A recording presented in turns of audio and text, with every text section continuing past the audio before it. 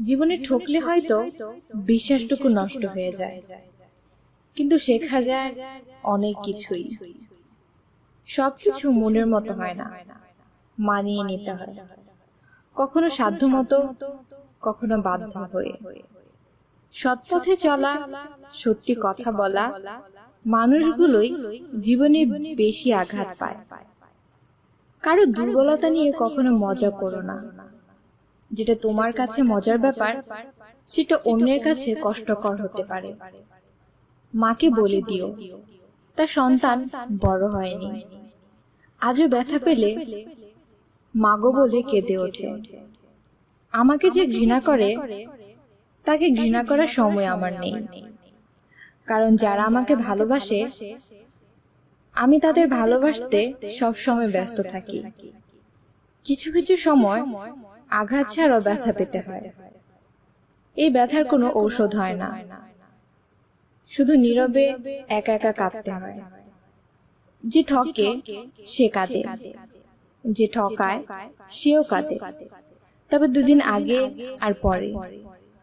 মানুষ যখন কিছু পায় তখন বোঝে না সে কি পেয়েছে, যখন হারিয়ে ফেলে তখন বোঝে সে কি পেয়েছিল এবং কি হারিয়েছে। যার সঙ্গে ভেবেচিন্তে কথা বলতে হয় সে আপনার বন্ধু নয়। মানুষের প্রিয় হতেও অর্থনৈতিক যোগ্যতা লাগে। অর্থশূন্য মানুষ কারো প্রিয় হয় না। কষ্ট তো তখন হয় যখন কোনো ভুল না করেও অপমান সহ্য করতে হয়। নিচু লোকের প্রধান হাতিয়ার হচ্ছে অশ্লীল বাক্য। স্বার্থপরদের তুমি কখনো বোঝাতে পারবে না তারা স্বার্থপর, কিন্তু তারা তোমাকে উল্টো প্রমাণ করে ছাড়বে তুমি নিজেই স্বার্থপর।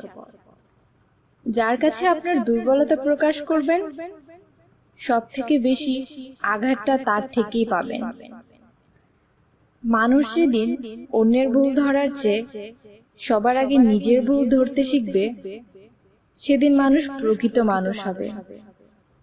প্রশংসা সেটা নয় যেটা তোমার উপস্থিতিতে করা হয়, প্রশংসা সেটাই যেটা তোমার অনুপস্থিতিতে করা হয়। জীবনে ঠকলে হয়তো বিশ্বাসটুকু নষ্ট হয়ে যায়, কিন্তু শেখা যায় অনেক কিছুই।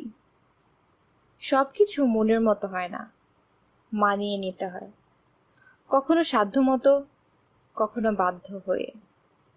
সৎপথে চলা, সত্যি কথা বলা মানুষগুলোই জীবনে বেশি আঘাত পায়। কারো দুর্বলতা নিয়ে কখনো মজা করো না। যেটা তোমার কাছে মজার ব্যাপার, সেটা অন্যের কাছে কষ্টকর হতে পারে।